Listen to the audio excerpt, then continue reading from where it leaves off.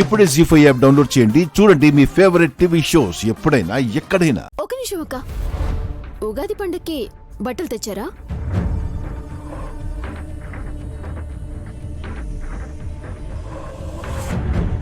ఇలాంటి విషయాల్లో మీ ఆయన వెనకబడి ఉంటాడు కానీ విషయం ఎప్పుడు ముందుంటాడే. పిల్లలకు కూడా తెచ్చారా? ఇంటిలో 10కి రెండు జతలు తెచ్చారమ్మా. మరి గాయత్రికి? మమ్మీ, అరే ఇంటిల్లి 10 అంటే పని వాళ్ళకు కూడా తెచ్చారు అని.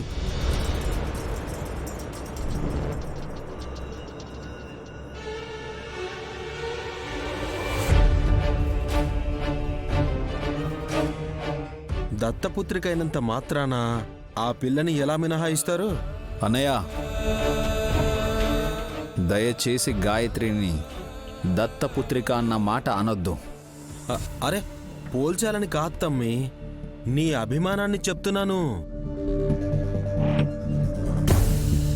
అమ్మకు కానీ నాన్నకు కానీ ఇంకా అర్థం కాలేదు.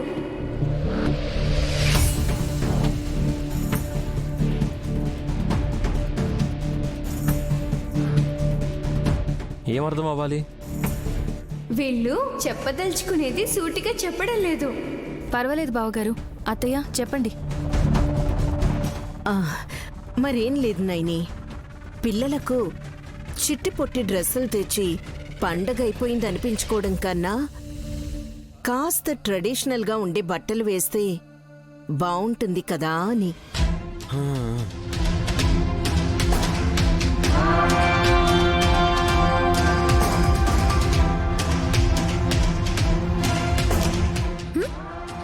సాంప్రదాయంగా అంటే పిల్లలకు కూడా చీరలు కట్టమంటారా ఏంటి? అదే అనబోతున్నాను. హలో మాస్టారు, నిజమా? చీరల గురించి నాకేం తెలుసు? చా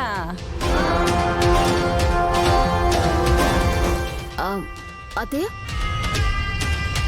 పిల్లలు ఎలా బాగుంటారో మీరే చెప్పండి. గానవి ఉలూచి కట్టని కట్టకపోని,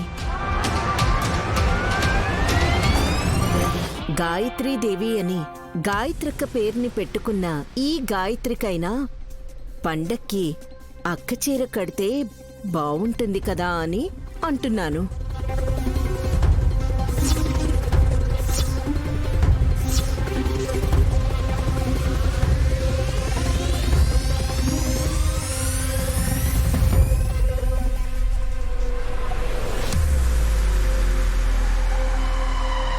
అలా చూస్తావేంటి నాన్న?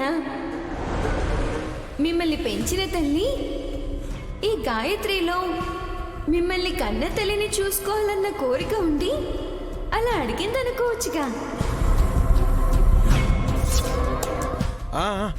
అంతే అంతే అనుకోండి, అంతే. చిన్న పిల్ల చీర ఎలా కడుతుంది? కట్టడానికి వస్తుందా? ఏదోలాగా చుట్టినా ఒంటి మీద ఉండనిస్తుందా? తన చీర తనెందుకు కట్టుకోదు పెద్దమ్మా? జీ5 యాప్ డౌన్లోడ్ చేసి అన్ని ఎపిసోడ్స్ పూర్తి ఉచితంగా చూడండి.